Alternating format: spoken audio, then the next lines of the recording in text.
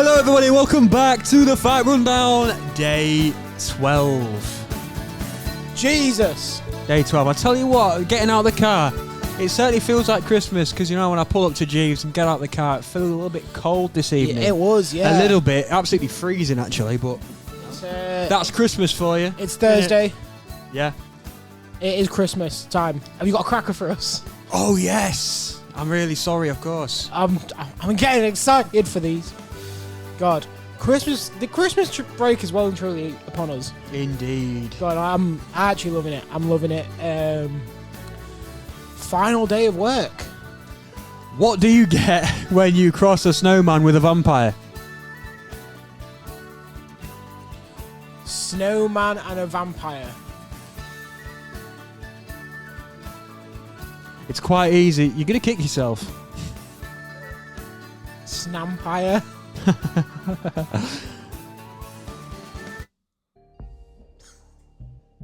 It's not. It's frostbite. it's frostbite. Oh! It's frostbite. And ladies and gentlemen, for the first time ever, we've got an 80. Hey! It's an 80, not quite S, but that's pretty good. That's pretty good. Yeah, it's a good one. God, this is actually a tune. It is. Considering we've had it 11 days in a row. Oh, do you know, I know it's only 11 days in, but when you go to work and you hear this song, I think we're going to be sick of it. Or will we always relate this to the Fight Rundown now? This is a Fight Rundown song. Yeah, you've got Burner on Deck, World on Fire, Yeah. and now this one. Now Fairy Tale New York. But what we're doing today is... Oh yes, of course, we're doing combat sports GOAT, so MMA and boxing. We're going to talk about... might raise a few eyebrows, this one, cause a couple arguments, but, in the grand scheme of things, will we ever know who the GOAT is? No. Facts. But this is all just opinion-based. Shall I go first? You can go first. Hit us with the first MMA GOAT. I am going with... John Jones. John Jones. You put any man in a room with John Jones. John Jones is walking out. John Jones, it's got to be. Yeah. It's got to be. Is that common knowledge? Yeah. Yeah, I think it is. But what about the drugs? This is question marks. What do you think about that? I'll throw that at you real quick. Yeah, I mean, what are you recreational. Yeah. Recreational. Not performance enhancing. Somewhat, but come on. Recreational and youngest ever world champ. We're talking about combat sport GOATs, so you got to put him on the list. Yeah, of course. Firing it to you, Bowles. I'm coming in quite strong, I feel like. Okay. Sugar Ray Robinson. Okay, yeah. I feel like this is someone that a lot of boxing purists have as their GOAT, if there was to pick. I think he's murdered 3 people in the ring. Jesus. He's an absolute bad man. He's from that era where they fought every flipping week. He's over 100 wins, I'm pretty sure. Legendary. Yeah, and he's just one of those where obviously this is one of those as well. Like there's question marks of everyone. Is like, have I actually watched Sugar Ray Robinson? Not much, It's a decent point. But but it's one of those where you can hear and you can see all of the statistics and facts in front of you, and it all adds up to one of the greatest of all time. Yeah, valid, very valid point. I like that one. I haven't watched too much of him, but how can you not have him there with the record? Exactly. Do you want me to throw my wild card in now? Go on then. Chammer. I'm putting him on the GOAT list already. Obviously, this isn't in order. We're just saying names. Yeah. A bit of a discussion around him. Yeah. Alex Pereira. I am putting Alex Pereira already in the GOAT conversation. Look what he's doing. How can you not? Of course. So, yeah, what about, like, do you agree? No, I do, actually. Look how quick he's won the world title. Exactly. It's still, I think he's only had, 11 professional MMA fights? Something similar like that. Something ridiculous. And he seems to save the show numerous times. Yeah. And some of the wins moving through the weights, of course, as well. And if he, say he fights John Jones. Imagine. Imagine he beats John Jones. Then he is the greatest of all time. no question, questions probably. asked. Yeah. We say that we'd never actually know, but then we would know who the greatest of all time was. For the UFC at least. Yeah. For the UFC, yeah. But yeah, scariest man to do it. I think he's probably scarier. Oh, he's probably on par with Khamzat in scariness. I think he might take it. Oh yeah. But yeah, that's a good battle there. And who's a scarier guy? But he's definitely in the top two. I think we'll get that fight one day. Yeah, that'd be great. And I can't lie, I've got Khamzat on that, but I don't know. Yeah, it's probably. But I think personally, but it'd be a light heavyweight, so that's where the question obviously. Yeah, of course. What about you? Next goat. Next goat, Floyd Mayweather. Love that. Yeah. You know, he's said it so many times. It's the art of hitting and not being hit, and he was the master at it, and he damn well was. Yeah, he damn well no was. No one better ever. No, 50-0. You know, quick question marks. Look at that picture of him. It's such a good. I use that a lot for the TikTok as well. That picture. You know, at the fight rundown. At the fight rundown, of course. Yeah, and I think it's more after the 50-0 where his legacy gets tainted, isn't it? His stock goes down a tiny bit. Yeah. With all of the exhibitions that he's done.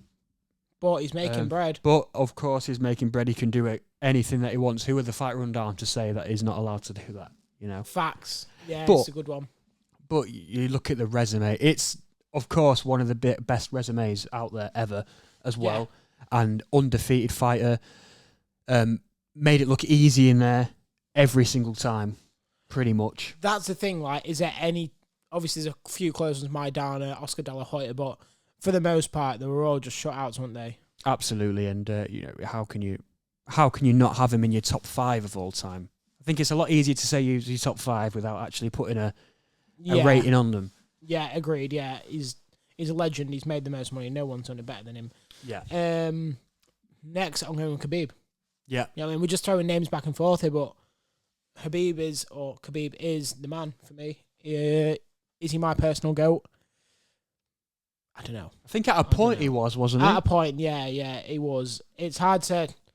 obviously, it's a terrible take in terms of MMA, but I've got to give Khabib his respect. I think some of the stuff he's done is legendary. I think he deserves way more respect than he gets. But yeah, if he was around now, everyone agrees he would still be number 1. So, as far as I'm concerned, Khabib is on the GOAT list. Is there any question marks for you with how many, say, big names that he faced? For example, you know, do you think he retired a little bit early? He did, yeah. Of course, he should have carried on fighting, but his personal values, which I don't hate him for it. Yeah. I don't hate him for it. Yeah. So, yeah, it was it's a sticky one, but yeah, I think he's in the GOAT convo for sure. Defo, yeah. I mean, yeah, I think there's different type of goats. I think there's the goats as in Floyd, who, you know, hit and don't get hit, and then there's influence as well. I think that's a different type of goat, and Muhammad Ali is obviously up there. Yeah, it's the most probably the most influential boxer of all time. Yeah, probably. Yeah, I mean, how can you dispute it? And was he the best boxer of all time? That's a whole other conversation. But the influence he had on people. You see that sick picture all the time about that him stopping that guy jumping off that building. Yeah, I saw it on the Fire and on TikTok, actually. Of course you did. Being honest. Yeah, you know, just brought communities together, especially obviously the black community, all brought together. And you just look at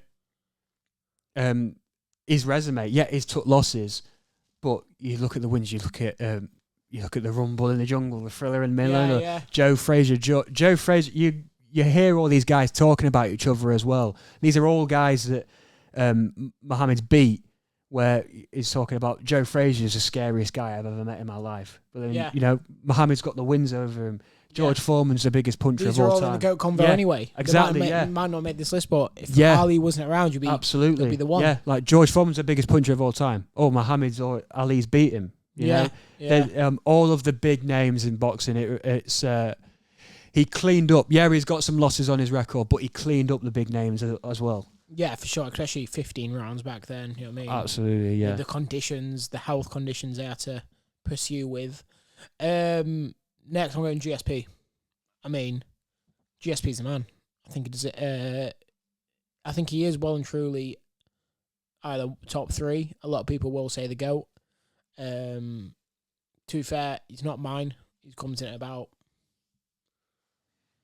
3 or 4 for me. Yeah. Toss up. But he's in the convo. And for most people, he's number 1. I will tell you my 1 next. But yeah, look what GSP did. Yeah, he lost to Matt Serra and Matt Hughes, but beats them both. Ended up retaining 2-weight world champion. Yeah. At welterweight and middleweight. Come back, beat Bisping. I know it was the only one, but like you got to put respect on this guy's name. Of course. You know what I mean? Yeah. Like legendary in some of his performances. I mean, the run he went on, absolutely ridiculous. This was early fandom for me in MMA. Imagine if that Anderson Silva fight happened. Absolutely. You know what I mean? Yeah. I think GSP would have won. Yeah. Which could be a hot take at the time. I don't know. Would he have though? Prime Anderson Silva. Oh, I've talked myself out of it. I don't know. I don't know which way that goes, but yeah, it's a good fight. Yeah. It gets a little bit tricky with the boxing because you can ruffle a couple of feathers. I'm thinking Canelo could be up there. Yeah. As at least one of the best Mexican fighters of all time. I think it's a good take. And I think when you think of Mexico, you think of boxing anyway. If you're looking at sports wise, and they always produce the best. Yeah. And if he is one of the best Mexican fighters of all time, he's in that list of GOATs, isn't he? Yeah. And you look at the resume that he's built, and the amount of... I've got another one that I can add on as sort of like a joined one, because I was going to say about the amount of titles that he's won in different weight divisions, like Manny Pacquiao, who's, like an 11 weight... It's 7 weight. Yeah, I think it's 7, yeah. 7 weight world champion. Insane. What was it, from bantam all the way up to super welter? Yeah, I think it's something like that. And again, that's another man who's had so much influence on the community, local communities. You think of Philippines, you think of Manny. Of course, he is Mr. Philippines, isn't he? You think of Mexican boxing, you think of Canelo. Yeah, absolutely. And he's the...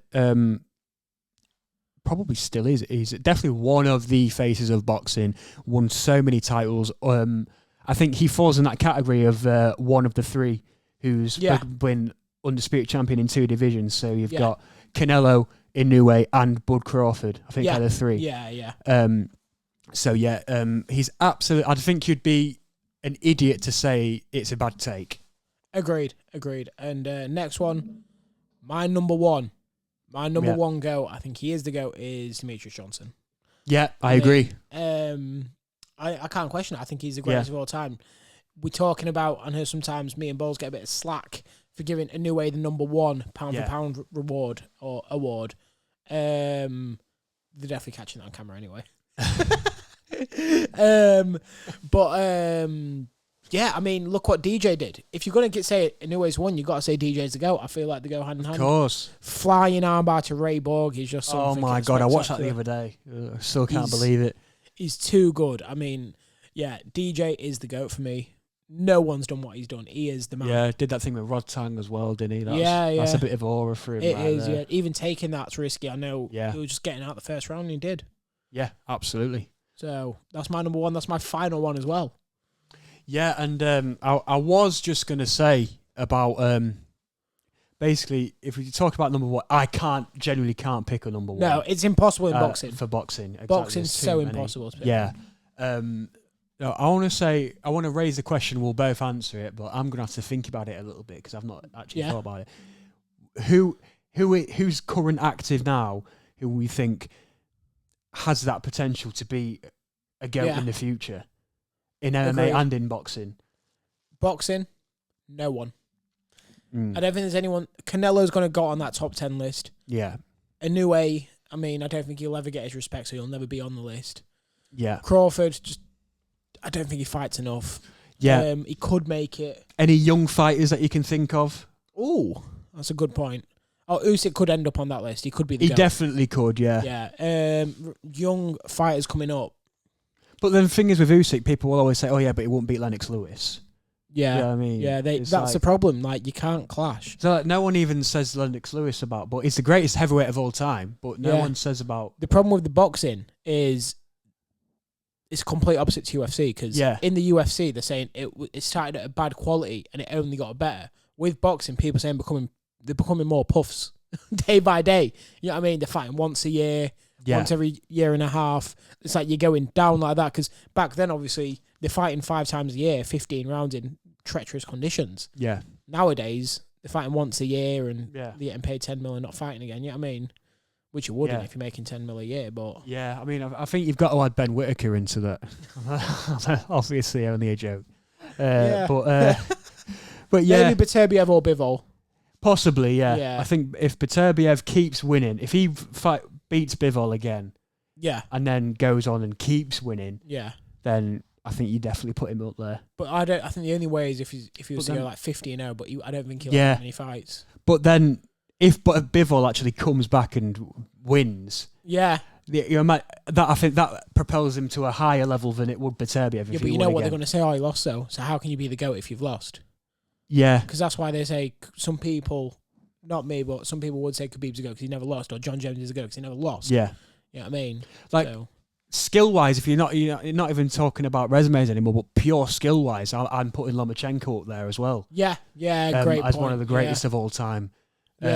Because the Matrix for a reason, he really was, and world championship opportunity in his second fight, you don't see that anymore. No. Of course he lost, but then he comes back. What was it, third, fourth fight fighting Gary Russell? Like that's insane, isn't it? Yeah, and winning that, coming back, and some of the names that he's fought. I remember I stayed up for that Jorge Linares fight when Linares was on top as well. Even when Linares dropped him, Jesus. Insane. So yeah, that's another one that I'd add. If you're talking about, because I think that's the best way to do it with the boxing is putting it into categories to find out you go. Isn't it? It's eras, exactly. You can't do it all the time. If you're going with skill, I think Loma's up there, probably up there. Yeah. MMA. Anyone in MMA right now that you think Islam could end his career? Any young guys that are coming up that you could see making some noise in that conversation, or is it? That's the thing with the young fighters, it's too hard to tell, though, isn't it? It is, because they're currently fighting the same level. Yeah. I'm just trying to think. I'm going through the divisions in my head. Welterweight. Is there any? I don't know. I don't think so. There's no one quite. It's really hard to say, onto the scene, doesn't it? I burst onto the scene. There's no one. I don't think there's anyone. No one's burst onto the scene. Do you think someone like Peyton Talbot could burst onto the scene? I've been thinking he was in my head. Yeah, he was in my head, but no, I don't think he's. I don't think he's quite. I don't know. He's got good. Who's he fighting next? He's cut the hair, hasn't he? He has. Yeah. Oh, I can't Bad remember move, I think. He's got a good fight lined up. It's not Do Hu Choi. That's not Nate Landwehr. I can't remember, but yeah, he looked cool with the hair. Yeah, he looked cool with the hair. But I don't know. I don't think there's quite anyone in my head. I've got. Oh, it's gone. It's gone. I had a name in my head.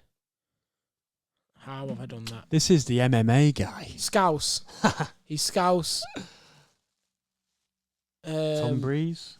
No, he's not. Don't know. Come on. I don't have a clue, mate. Oh my God. Cage Warriors. He could be looking at UFC. All right, let me search it up. I can't believe him. Cage Warriors.